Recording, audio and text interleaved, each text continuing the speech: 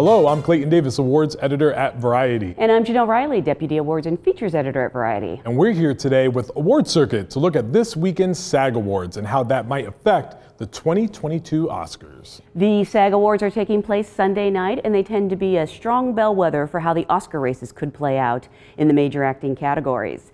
So we're going to look at the nominees in the 5 film categories, beginning with Male Actor in a Supporting Role. And the nominees are Ben Affleck, The Tender Bar, Bradley Cooper, Licorice Pizza, Troy Kotsur, Coda, Jared Leto, House of Gucci, Cody Smith-McPhee, The Power of the Dog.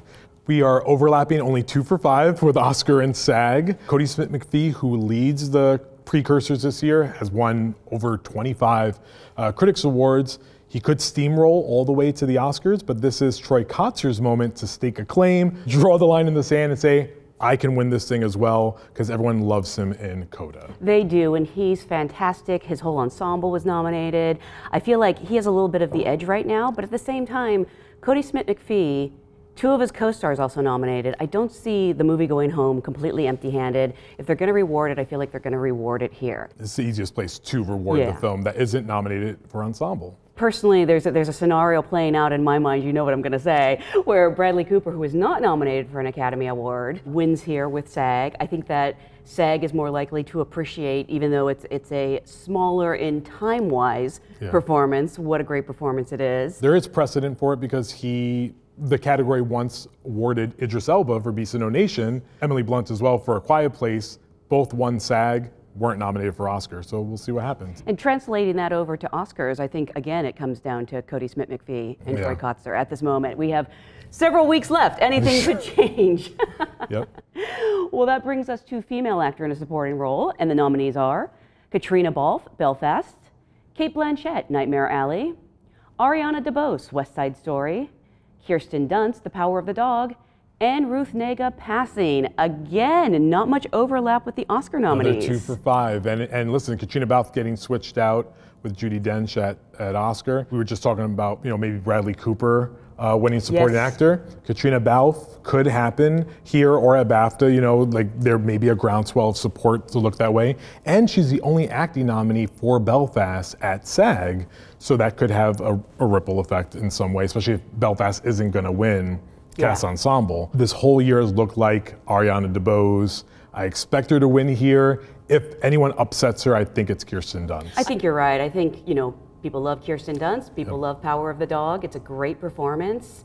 I also think you're right that Katrina could take it here, especially knowing that she wasn't nominated for an Oscar, which might have something to do with the fact that some people saw her as a lead in that movie. Yeah, I think that we've kind of reported that out. It sounds like that could have been the case. We'll never know for sure. They don't release numbers, but bottom line, West Side Story that doesn't have nominations anywhere else for the evening. Ariana's your best place to reward that movie. Now listen, moving on now to Female Actor in a Leading Role. The nominees are Jessica Chastain in The Eyes of Tammy Faye, Olivia Colman, The Lost Daughter, Lady Gaga, House of Gucci, Jennifer Hudson, Respect, and Nicole Kidman, Being the Ricardos. I'm sensing the theme here of not much overlap with the Academy. 3 out of 5 this time. That's a little bit better. It's funny, this is probably the category to watch of the evening. I agree. Because none of them are nominated at BAFTA. They're all nominated at Critics' Choice. Jennifer Hudson obviously not nominated at the Oscars, neither is Lady Gaga. We could see Nicole Kidman really stake her claim, I'm the front runner,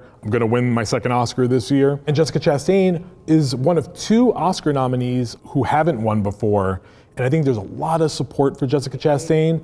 If she wins here, I'm gonna start keeping an eye on her because she also has the makeup nomination. It's fascinating because I know that right before nominations, you weren't even sure Jessica Chastain would get in, and now she's starting to look like the front runner. This is how quickly things can change, but with that SAG nomination, with the Oscar nomination, with the fact that she is Jessica Chastain, and it sounds silly because she's overdue after 2 nominations, but she really is. I would not be surprised to see her win here, but I would also not be surprised to see Olivia Colman, so fantastic in The Lost Daughter. Can never count her out. Wouldn't be surprised to see Lady Gaga because she is not nominated for the Oscar. That could swing in her favor. They would choose chaos, and that's probably what's going to end up happening. But yeah, now we move on, right, to male actor. Right, we have male actor in a leading role, Javier Bardem, Being the Ricardos, Benedict Cumberbatch, The Power of the Dog, Andrew Garfield, Tick, Tick, Boom, Will Smith, King Richard, and Denzel Washington, The Tragedy of Macbeth. I am so nervous for this category. because Will Smith has been deemed the front runner since Telluride. Both of us said that early on. We felt really good about him. I am reminded of the Michael Keaton year, Eddie Redmayne. The turn happened at SAG. Yep, you're right. And it's about what happens here. If Will Smith wins SAG, even if he loses BAFTA, I think he'll be okay. But depending on who won this category, we could end up with chaos like lead actress, because Andrew Garfield could win here, and then Benedict Cumberbatch could win BAFTA because Garfield isn't nominated there, and Will Smith doesn't have the home field advantage. So I will be curious on how this one turns out. We were pretty high on Will Smith for most of the year. Andrew Garfield's performance in Tick, Tick, Boom really surprised me, surprised a lot of people. Can't believe he couldn't sing before he took on this role. Couldn't play piano. Actors love that movie, love him, but also everyone loves and respects Benedict Cumberbatch, and he is in the movie that right now, has the most Oscar nominations, is sort of favored to possibly win. Again, a lot can change in a week, let alone a few weeks. Part of me is starting to lean towards him, and it's strange. I think a lot of it comes down to who gets out there the most and, talks to voters. And it's hard because we haven't been able to interact with voters as much as usual due to, this thing called the pandemic.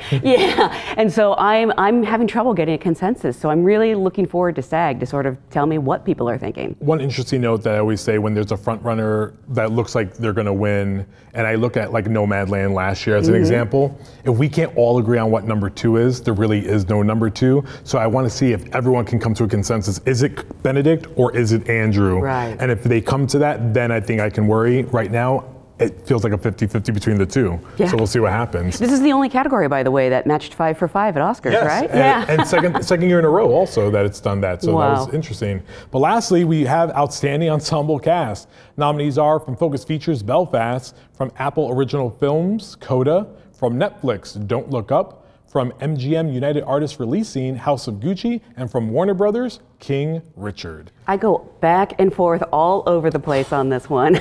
I think Belfast needs this if it's going to keep its status as the 1 or 2 in the Oscar race. I feel like it needs this.